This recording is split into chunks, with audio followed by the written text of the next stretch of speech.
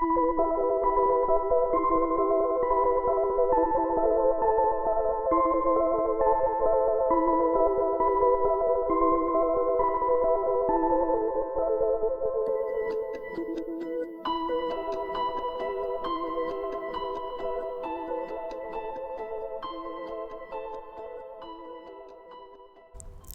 everyone, and welcome back to the Mystery Theory. Today I am going to close the series inside the Mystober series about killers and captors. We talked about Elizabeth Smart and some of the, I hate to call them popular, but more well-known cases like Ariel Castro and a lot more that really vary from very cannibal, disgusting, crazy houses and people living in it, and to others that had a plan well thought out and got away with it for quite a while. So, if you want to know more about this series, I have a playlist on the top of the screen, and then another playlist will show up with Mystober videos. Today we're gonna close with an article that kind of gives a little bit more in-depth information about the victims. How the victims of crime and their loved ones move on with their lives after the unthinkable has happened. And I like to always clarify in my videos that move on, it's strong, it has a strong connotation, but I think move forward, it's something that we all have to do. And how, in these horrible cases, how they do it. Now, we're going to talk about the aftermath, and we're going to talk about easing the burden, and how money really can't eliminate their suffering, but how financially, they can be helped and get back on their feet. In May of 2014, Richard Martinez's only son, Christopher, was shot dead during a killing rampage near the University of California, Santa Barbara. In the aftermath, Martinez channeled his anguish into gun control activism. Quote, Chris died because of craven, irresponsible politicians and the NRA. And he said this at a press conference following the massacre. Too many have died, he said. We should say to ourselves, not one more. Listen, I mentioned this several times. I am not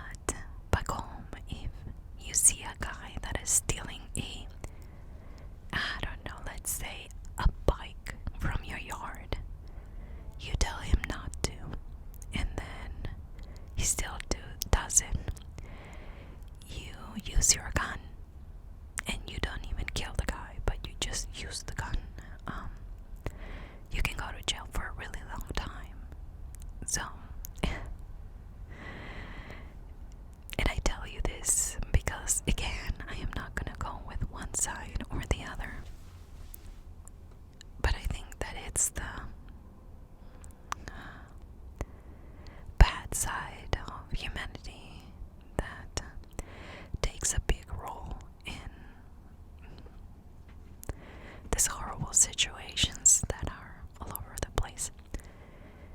To close that thought,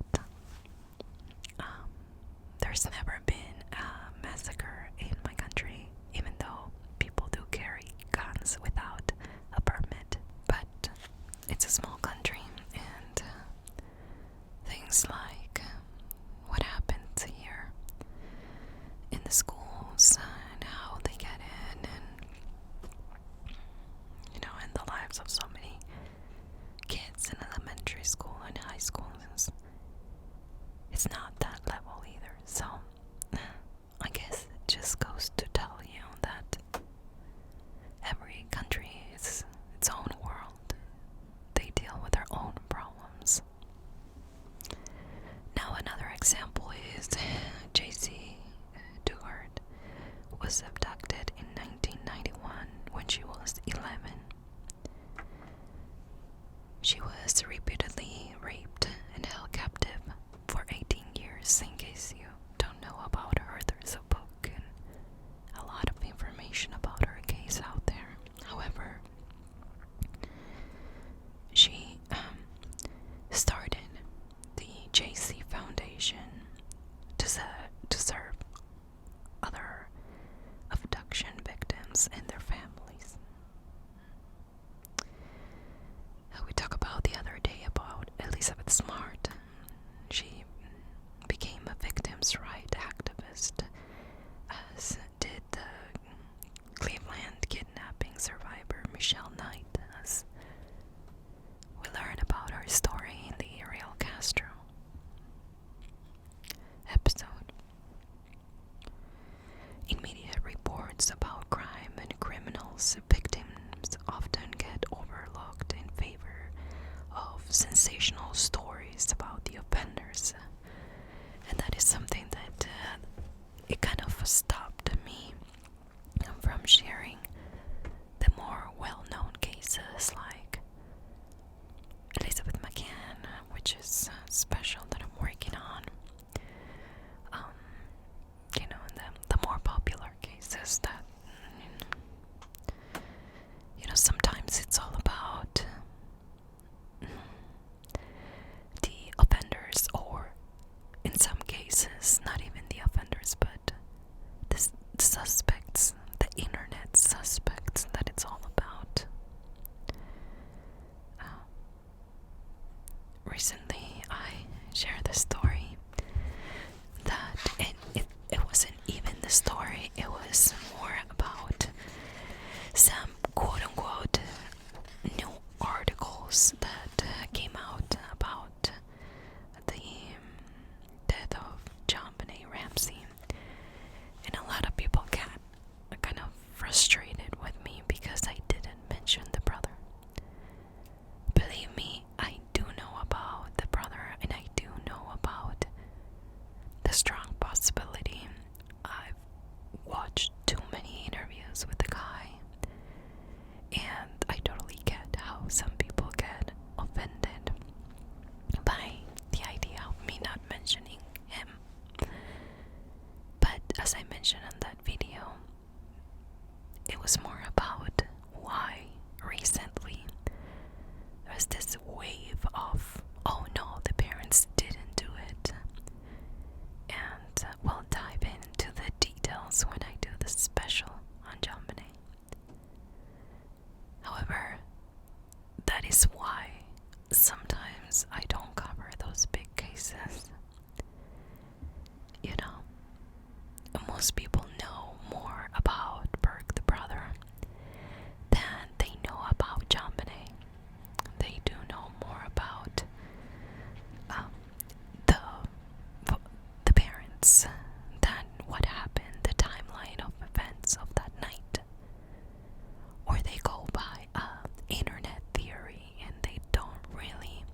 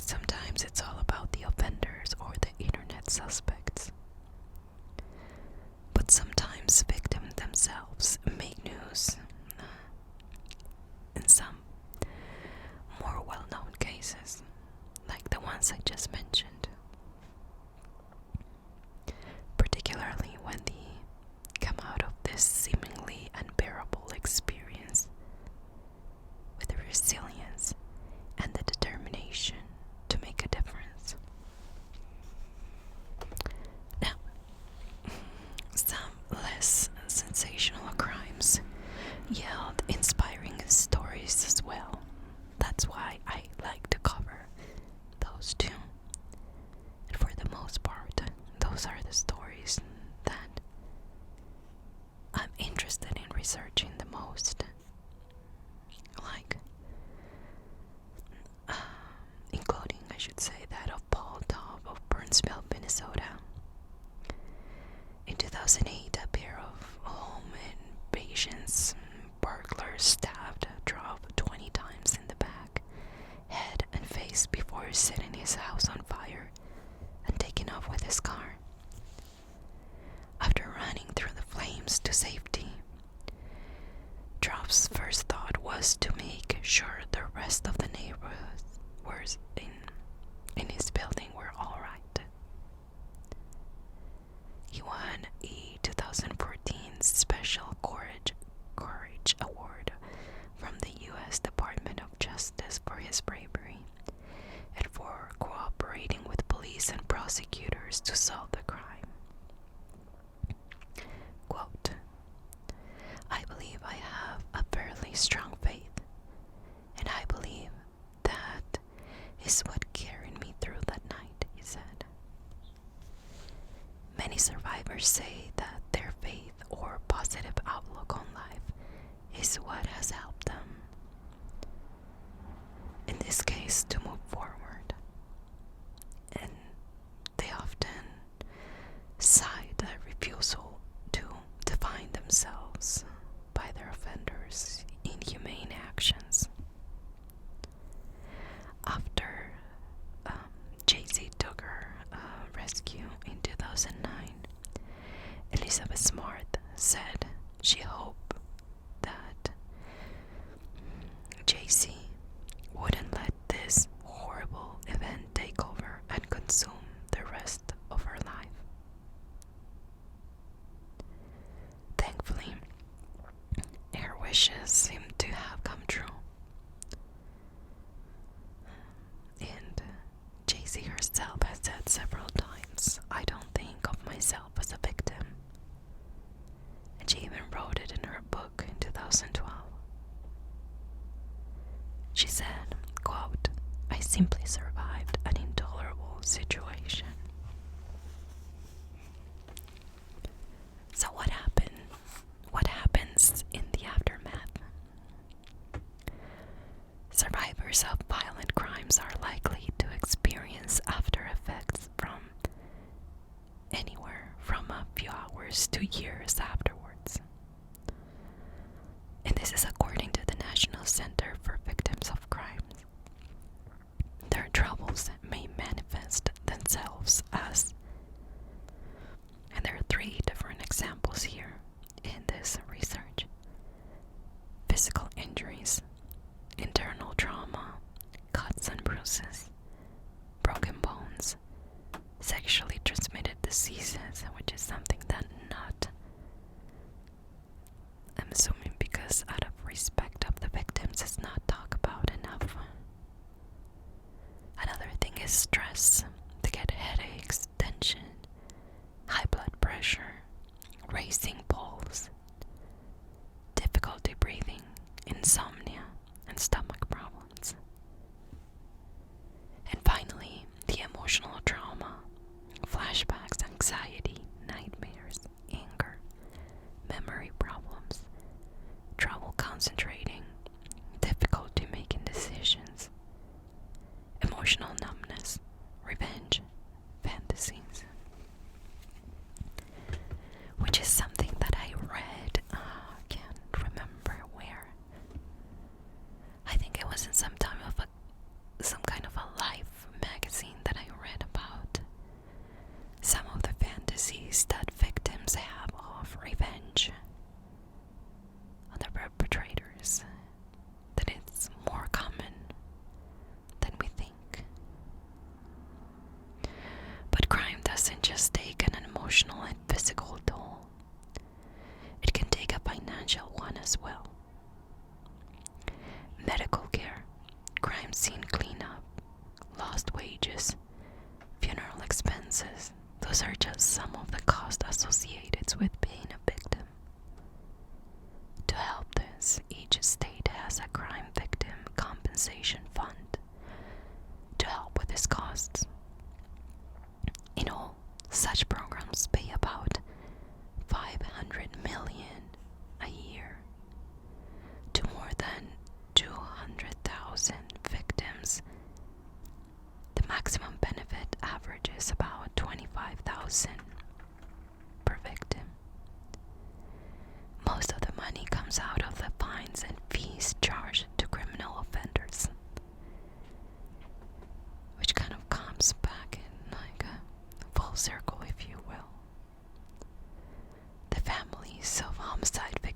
as well as victims of rape, assault, child sexual abuse, domestic violence, and drunk driving are eligible for compensation.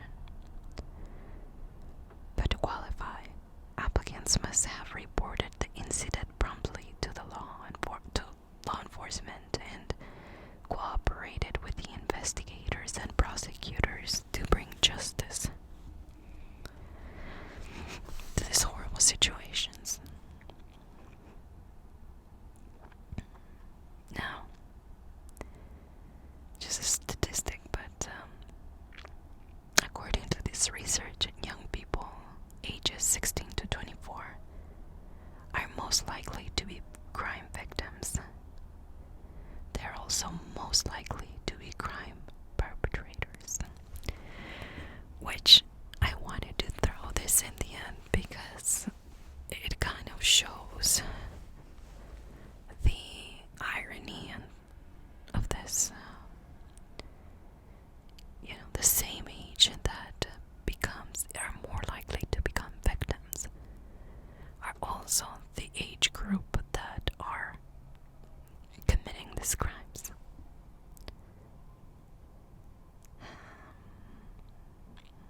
So, this is the strength of the victims to rise above. I think I cannot close this series with another statement, but the strength to rise of these victims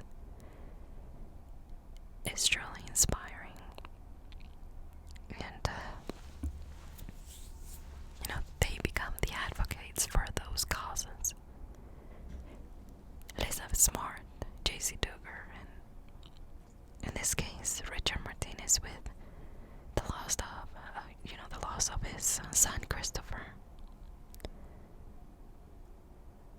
So I don't know about gun laws. I don't know about a lot of things that are being fought for, or that these victims are fighting for every single day. I don't know if they are the true solution, but I'm glad that somebody's doing something. I'm glad that somebody's picking up for those victims that were shut up. They were silenced before their time was meant to be. So I don't know.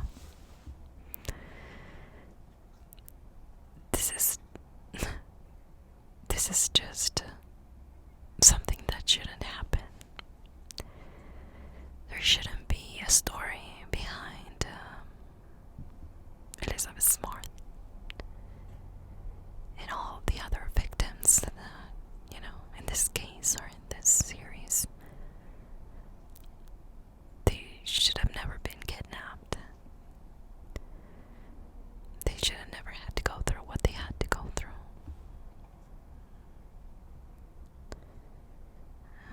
But it happens. And it takes a certain kind of person to rise above this and to do something about it.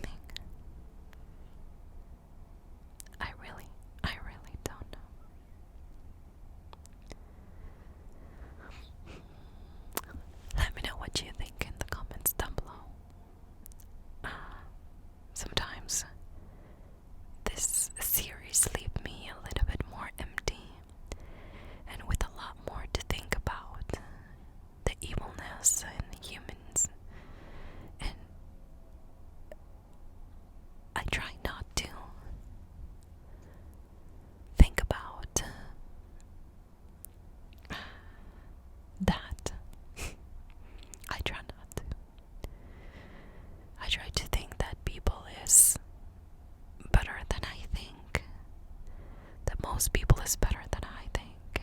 That most people have great qualities, but once you learn or once you start to do research in these cases, then you start to wonder those things, you know. Are we really that sick? And again, I wish I knew.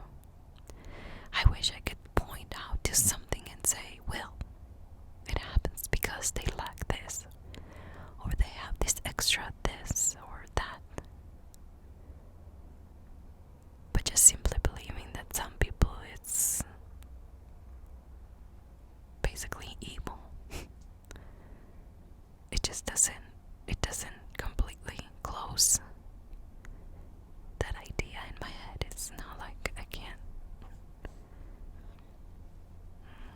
But that's a mystery.